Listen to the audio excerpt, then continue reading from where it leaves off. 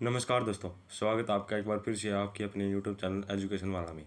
तो आज हम कक्षा 7वीं गणित रेखा एवं कोण मोस्ट इम्पोर्टेंट टॉपिक है दोस्तों।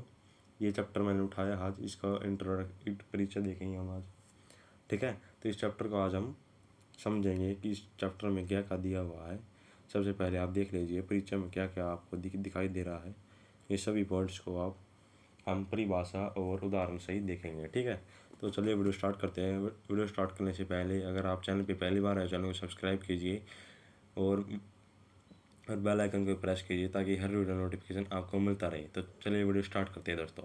सबसे पहले आप देख लीजिएगा जो आपको ये गणित का रेखा एवं कोण चैप्टर दिया हुआ है 7वीं कक्षा का। ठीक है, ये इस चैप्टर में से हर साल यानी कि हर साल वो पेपर में एक क्वेश्चन जरूर आता है। ठीक है, तो उस क्वेश्चन को आज हम पक्का कर लेंगे। इंट्रोडक्शन देखिएगा।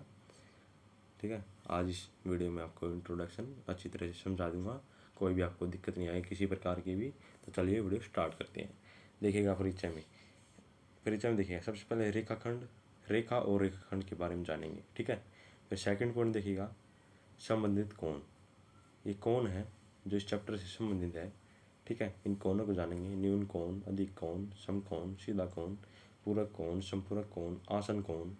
इन कोणों को हम जानेंगे दोस्तों। थर्ड पॉइंट देखिए रेखीय युग्म क्या होता है। आप सबको, कई बच्चों को नहीं पता होगा। ठीक है, कि रेखीय युग्म क्या होता है। और फोर्थ पॉइंट देखिएगा शीर्षाभिमुख कोण। शीर्षाभिमुख कोण क्या होता है। ठीक है, ये भी हम चर्चा करेंगे इस वीडियो में। प्रतिच्छेदी रेखाएं ये क्या होती है, प्रतिच्छेद करती है, काटती है आपस में। ठीक है, ये सब कुछ आप जानेंगे इस वीडियो में। समांतर रेखाओं की तरीके छेदी रेखा, ये भी आपको पता चलेगी। समांतर रेखाओं की जांच देखिएगा। तो चलिएगा दोस्तों, हम देखते हैं सबसे पहला पॉइंट आप देख लीजिए रेखा रेखा के बारे में दिया हुआ रेखाखंड अगले पेज पे है। ठीक है, रेखाखंड के बारे में अगले पेज पे है, इसमें रेखा के बारे में दिया हुआ। सबसे पहले आप देख लिया रेखा क्या होती है। एक ऐसी लकीर जो दोनों दिशाओं में अनंत तक बढ़ती जाती है, अनंत तक बढ़ती जाती है, रुकती नहीं कहीं पे भी, उसे क्या कहते हैं, रेखा। ये रेखा दोस्तों एक टाइप की। ठीक है, जैसे कि मैं दिखा रखी आपको क्या है, एक रेखा। सरल रेखा कौन सी है, ये वाली दोस्तों, सरल रेखा है ये वाली। ठीक है, और समांगी रेखा कौन सी है, समांगी रेखा ये है जिसमें कई प्रकार की रेखाएं शामिल होती है, समांगी रेखा कहलाती है। ठीक है, ये वृत्त रेखा। ठीक है, ये रेखा ये रही। ठीक है, इसको हम लाइन में ऐसे कर देते हैं। इसको हम जैसे सांप नहीं होता सांप, वैसे उसी प्रकार की लाइन होती है। ठीक है, आपको पहचान में आ गई होगी। ठीक है, अब हम नेक्स्ट देखते हैं। देखिए किरण रेखा भी आप सबको नहीं पता होगा, जिसपे एक रेखा होती है, ये आगे तक जाती रहती है, किरण रेखा। समांतर रेखा आपको पता होगी, एक रेखा के समांतर जो रेखा होती है, जैसे ये रेखा, इसके समांतर कौन सी, ये रेखा है दोस्तों।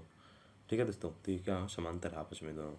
तिर्यक रेखा कौन सी है, जो दो रेखाओं को बीच में से काटती है, उसे तिर्यक रेखा कहते हैं दोस्तों। ठीक है दोस्तों, अब आगे आप देखिएगा रेखाखंड देखिएगा। अब आगे रेखाखंड अब आगे आपके आगे देखिएगा, दो बिंदुओं के मध्य रेखा का वह निश्चित भाग जिसका मापन किया जा सके रेखाखंड कहलाता है। मापन किया जा सके, माप सके जिसे हम। ठीक है, तो एक ये रेखा दे रखी है, जैसे कि ये मैं मान लिया ये 5 सेंटीमीटर की एक रेखा है। ठीक है, क्या सेंटीमीटर की, 5 सेंटीमीटर की। मापना उसे क्या कहते हैं, रेखाखंड कहते हैं। समझ में आ गया दोस्तों। अब आगे देखिएगा, आगे आपका सेकंड पॉइंट देखिएगा संबंधित कोण कौन से है। ठीक है, तो ए पार्ट देखिए संबंधित कोणों में सबसे पहला आपका न्यून कोण, वह कोण जिसका मान 0 डिग्री से अधिक और 90 डिग्री से कम होता है, न्यून कोण कहलाता है। जैसे कि 0 डिग्री से अधिक यानी कि 20 का भी हो सकता है, 30 का, 45, 60 ये हो सकता है, 90 और 90 से कम होना चाहिए, 90 से नीचा होना चाहिए और 0 से अधिक होना चाहिए। ठीक है, तो ये हमारा कोण रहेगा, मैंने आपको दिखा दिया है एग्जाम्पल के साथ। आप कर सकते हो, ठीक है। अब आगे हम देखेंगे बी पार्ट, अधिक कोण किसे कहते हैं? वह कोण जिसका मान 90 डिग्री से अधिक और 180 डिग्री से कम होता है, उसे अधिक कोण कहते हैं। अब देखिएगा 90 डिग्री से अधिक यानी कि 110 का भी हो सकता है, ठीक है, 180 से कम वाला, ठीक है दोस्तों। तो ये हमारा 120 का कोण बनाया मैंने, ये कम है यानी कि 90 से क्या है, अधिक है, और 180 से कम है दोस्तों। तो थर्ड पॉइंट देखिएगा समकोण, सी वाला पार्ट, वह कोण जिसका मान 90 डिग्री होता है समकोण कहलाता है। 90 डिग्री का कोण आपको पता होगा, बिल्कुल सीधा होता है 90 डिग्री का कोण, सीधा, जैसे कि मैंने बना रखा है, ये आपको दिखाई दे रहा होगा, देखिएगा 90 डिग्री का कोण सीधा होता है, ठीक है, समझ में आ गया आपको, ठीक है। अब आगे देखिएगा आप डी पार्ट, अब देखिएगा अब आगे, अब आप डी पार्ट अच्छे समझ लेना। सीधा कोण क्या होता है? सीधा कोण, बिल्कुल सीधा कोण, स्ट्रेट कोण, जैसे कि वह कोण जिसका मान 180 डिग्री होता है वह सीधा कोण कहलाता है। 180 डिग्री यानी कि देखो दोस्तों, ये सीधी रेखा है, इसका कोण कितना 180 डिग्री है। अगर ये रेखा घूम के ऐसे बन जाए ना, ऐसे दोनों ऐसे, तो 360 डिग्री का कोण हो जाता है दोस्तों, डबल हो जाता है यानी कि, ठीक है, समझ में आ गया आपको। तो चलिए आगे चलते हैं। ई पार्ट देखिएगा, पूरक कोण किसे कहते हैं? दो कोणों का योग समकोण के बराबर हो, दो कोणों का योग समकोण के बराबर हो तो वह कोण पूरक कोण कहलाता है दोस्तों। क्या कहलाता? पूरक कोण। तब देखिएगा दो कोणों का योग, जैसे कि 60 दे रखा है कोण, तो एक 30 डिग्री दे रखा, 60 डिग्री 30 डिग्री, दोनों कोणों का योग बराबर हो, जैसे कि मैंने बता रखा 60 + 30 90 डिग्री हो गया, ठीक है दोस्तों। तो आपको ये भी समझ में आ गया पूरक कोण। अब आगे देखते हैं हम एफ पार्ट, देखिएगा एफ पार्ट, संपूरक कोण क्या होता है दोस्तों? संपूरक, वो पूरक कोण था, ये संपूरक कोण है दोस्तों। दोनों में डिफरेंस होता है, एक जैसे नहीं होते दोनों, ठीक है। दो कोणों का योग 180 के बराबर होना, 180 डिग्री के बराबर होना दोस्तों, वह कोण संपूरक कोण कहलाता है दोस्तों। क्या कहलाता है? संपूरक कोण कहलाता है दोस्तों। जैसे कि मैं बता देता हूँ आपको, 180 डिग्री बराबर होता है, जैसे कि 120 डिग्री का ये है और 60 डिग्री का ये है, तो इन दोनों जोड़ोगे 120 डिग्री + 60 डिग्री बराबर हो जाता है 180 डिग्री। योग पूछ रखा ना, देखो ये योग रहा, योग का मतलब होता है जोड़ना, दोनों को जोड़ दो 180 डिग्री के बराबर हो जाएगा, ठीक है दोस्तों। अब आगे आप देखिएगा जी पार्ट, आपका देखिएगा जी पार्ट, आसन कोण किसे कहते हैं?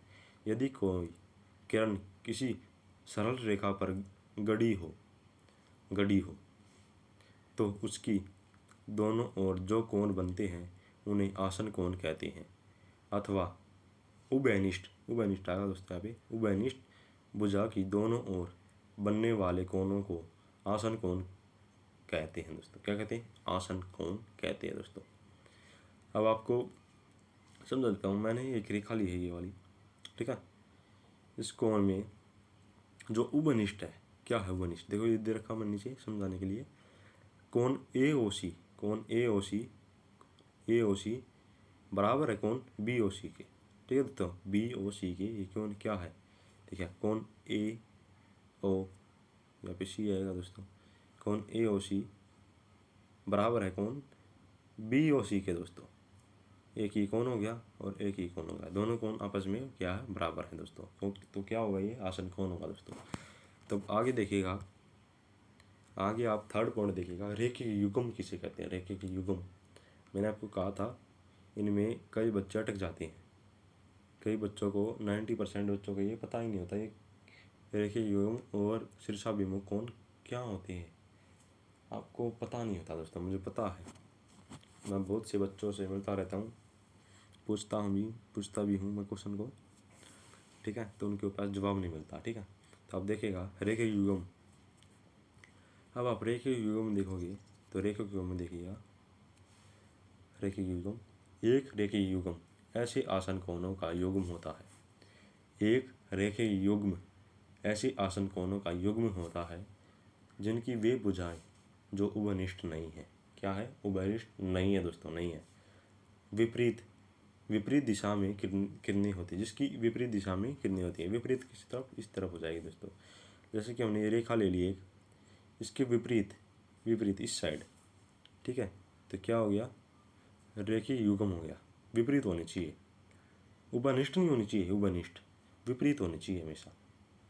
समझ में आ गया? जैसे कि मंदिर का एग्जाम्पल के लिए, ठीक है। अब देखेंगे हम शीर्षाभिमुख कोण किसे कहते हैं, ठीक है। ये हमारा 4th पॉइंट है। यदि दो रेखाएं एक दूसरे को प्रतिच्छेद करती हैं, क्या करती हैं? एक दूसरे को प्रतिच्छेद करती हैं, काटती हैं, ठीक है। दो रेखाएं एक दूसरे को प्रतिच्छेद करती हैं तो इस प्रकार बने शीर्षाभिमुख कोण समान होता है।